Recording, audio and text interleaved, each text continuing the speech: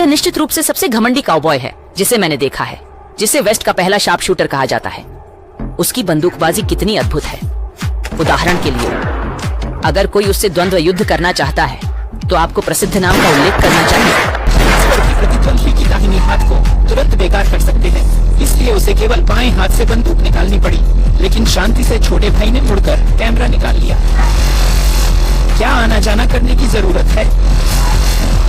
ऐसे भी छोड़ो, ये खुद ही अद्भुत है। और अलग अलग पश्चिमी काउबॉय के साथ और उसके लिए इनाम की राशि अब 1 अरब बेरी तक पहुंच गई है।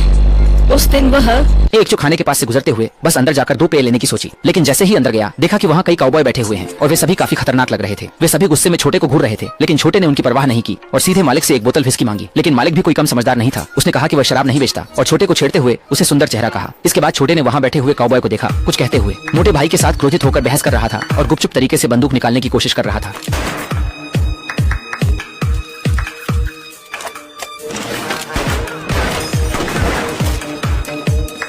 छह गोलियां निशाने पर लगी और 1 गोली बची है।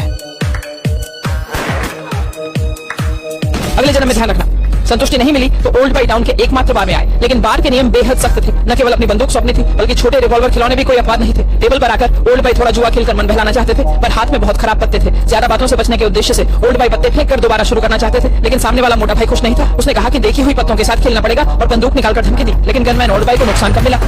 आत्मविश्वास से भरे हुए ओल्ड वाइट बहुत आत्मविश्वासी थे। मंच पर खुशी से गनाज रहे थे। हालांकि आत्मविश्वास की एक कीमत होती है। छवि भाई का छोटा भाई समय पर आया और देखा कि उसका बड़ा भाई पिटकर बेबस हो गया है। छोटे भाई ने असली मर्द की तरह एक पर एक द्वंद्व युद्ध की पेशकश की। मौके पर आए शिकार का सामना करते हुए ओल्ड वाइट ने हथियार डालने से इनकार कर दिया। जैसे ही दोनों पक्ष द्वंद्व स्थल पर पहुंचे, ओल्ड वाइट ने एक गहरा सवाल पूछा कि तुम एक झटके में 1 गोली चलाओ। घबराहट में छोटे भाई ने बाएं हाथ से बंदूक निकालकर जवाबी हमला किया, लेकिन बूढ़े भाई ने धीरे धीरे छोटी सफेद दृष्टि से निशाना लगाया और गोली चलाई। सब कुछ एक ही झटके में। जमीन पर गिरे छोटे भाई को देखकर बूढ़े भाई के दिल में चोरी छिपे खुशी हुई। ये आज के दिन का 8वां हारने वाला प्रतिद्वंदी था। अचानक एक बैक पाइप लिए काले कपड़े पहने एक काउबॉय मंच पर आता है। सदियों से काला और सफेद कभी साथ नहीं होते। असली द्वंद्व अब शुरू होता है। छोटे काले ने सबसे पहले आत्मिक सवाल पूछा, तुम इसे लेकर।